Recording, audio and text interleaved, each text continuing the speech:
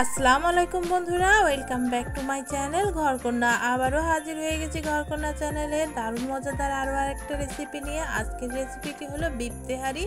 আর এই রেসিপিটি কিন্তু তৈরি করে নেওয়াও খুব সহজ আর খুব বেশি মশলার প্রয়োজন হয় না। ঘরোয়া মশলাই কিন্তু তৈরি করে নেওয়া যায়, আর যে খাবে সে কিন্তু এই রেসিপিটির টেস্ট মনে রাখবে। তো বন্ধুরা চলুন কথা না বাড়িয়ে আমরা তেহারিটি রান্না করে নেই। এখানে একটা মশলা তৈরি করে নেব। তার জন্য নিয়েছি জয়ফল অর্ধেকের একটুখানি কম, আর 2 টুকরো দারচিনি নিয়েছি, 8-10টা নিয়েছি লবঙ্গ, 8-10টা নিয়েছি এলাচ, 8-10টা নিয়েছি গোলমরিচ, কালো গোলমরিচটা এখানে নিয়েছি, আর জয়ত্রী ফুল নিয়েছি একটা ফুলের 4 ভাগের 1 ভাগ আর কি। এখানে আমি হাফ কাপ থেকে একটু বেশি পরিমাণে সরিষার তেল নিয়েছি। স্পেশালি এটা সরিষার তেলেই ভালো হয় আর কি, ঝাঁঝালো একটা ফ্লেভার আসে। আর এখানে আমি 2টা মাঝারি সাইজের আলু বড় বড় পিস করে কেটে নিয়েছি। এই আলুটাকে আমি এই তেলে কিছুক্ষণ ধরে ভেজে নেব। দেখুন লালচে কালার করে একটু ভেজে নিয়েছি। এখন ভেজে নেওয়া হয়ে গেছে, আমি এগুলোকে তেল থেকে তেল ঝরিয়ে উঠিয়ে নিয়েছি। এখন ওই তেলের ভিতরেই দিয়ে নিচ্ছি আমি পেঁয়াজ।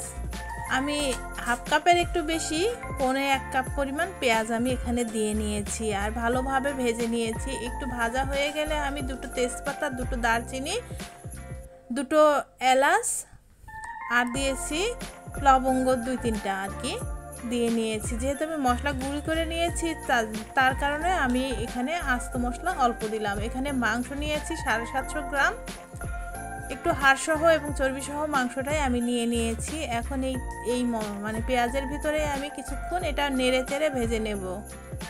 কিছুক্ষণ ধরে একটু ভেজে নিয়েছি। এই পর্যায়ে আমি কাঁচামরিচটা দিয়েছি। তেহারি যেহেতু এখানে কাঁচামরিচটা ইউজ করতে হয়, আমি গুঁড়ো মরিচ কোনো ইউজ করব না। এখানে আমি 2 টেবিল চামচ পরিমাণ আর কি দিয়ে নিলাম আদা বাটা, আর 2 টেবিল চামচ পরিমাণ দিয়ে নিচ্ছি রসুন বাটা।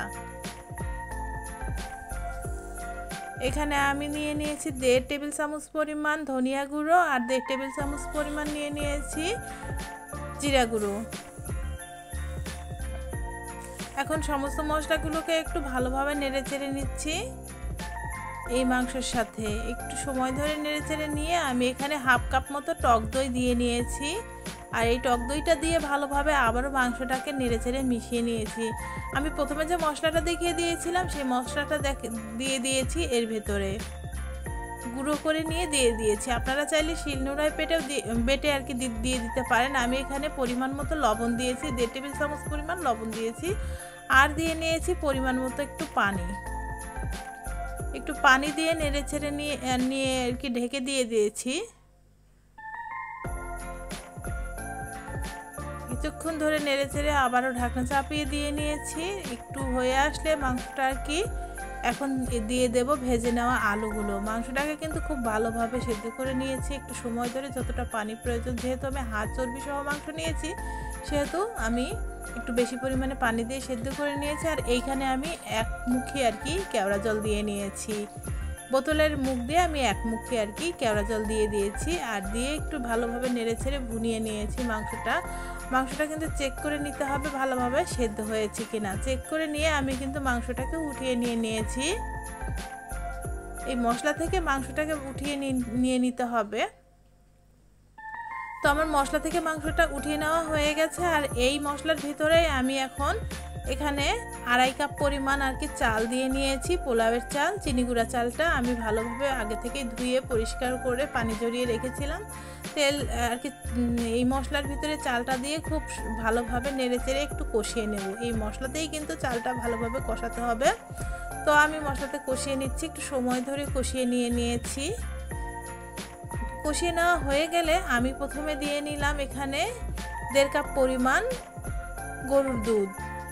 আগে থেকে জাল করে ঠান্ডা করে নেওয়া ছিল। আর আমি ফুটন্ত গরম পানি দিয়ে দিলাম। এখানে আমি চাউলের ডবল পানিটা দিয়ে নিয়েছি।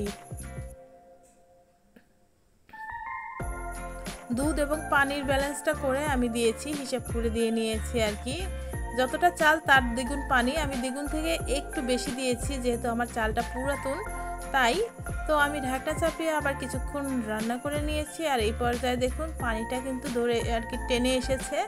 এই পর্যায়ে আমি একটু নেড়ে চেড়ে নিয়েছি, একটু সময় ধরে নেড়ে চেড়ে নিয়ে আমি এখন এখানে অ্যাড করে দেব মাংসটা।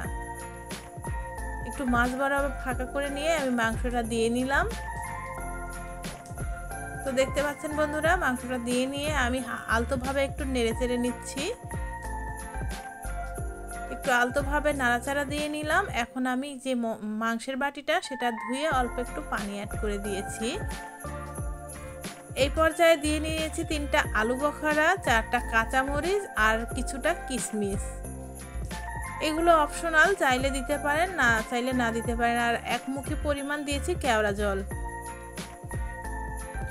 তো এখন আমি কিন্তু দমে বসিয়ে দেব, তার জন্য আমি নিচে একটা তাওয়া বসিয়ে আমি এই কড়াইটা আর কি বসিয়ে দিলাম। এখন আমি এখানে চুলার আঁচটা কমিয়ে 20 মিনিটের মতো দমে রেখে দিয়েছিলাম। আর দেখুন আমার কিন্তু রান্নাটা কমপ্লিট হয়ে গেছে। আমার কিন্তু রাইসটাও ঝরঝরে হয়ে গেছে, সেদ্ধও হয়ে গেছে ঠিক মতো। এখন আমি এগুলোকে সার্ভ করে নিচ্ছি। আর দেখতে পাচ্ছেন কতটা লোভনীয় হয়েছে আমার আজকে তৈরি করে নেওয়া তেহারিটি।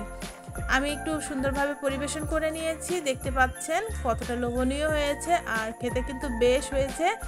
এই ছিল বন্ধুরা আমার আজকের রেসিপিটি নিশ্চয়ই আপনাদের অনেক অনেক ভালো লেগেছে। ভালো লেগে থাকলে অবশ্যই এখনই একটা লাইক করে দিয়ে আমার চ্যানেলটি সাবস্ক্রাইব করে আমার চ্যানেলের পাশে থাকবার অনুরোধ রইল। যারা ফেসবুক থেকে আমার আজকের রেসিপিটি দেখছেন প্লিজ আমার পেজটি ফলো করে দেবেন আর বেশি বেশি করে ফ্রেন্ডস অ্যান্ড ফ্যামিলির সাথে শেয়ার করে দেবার অনুরোধ রইল।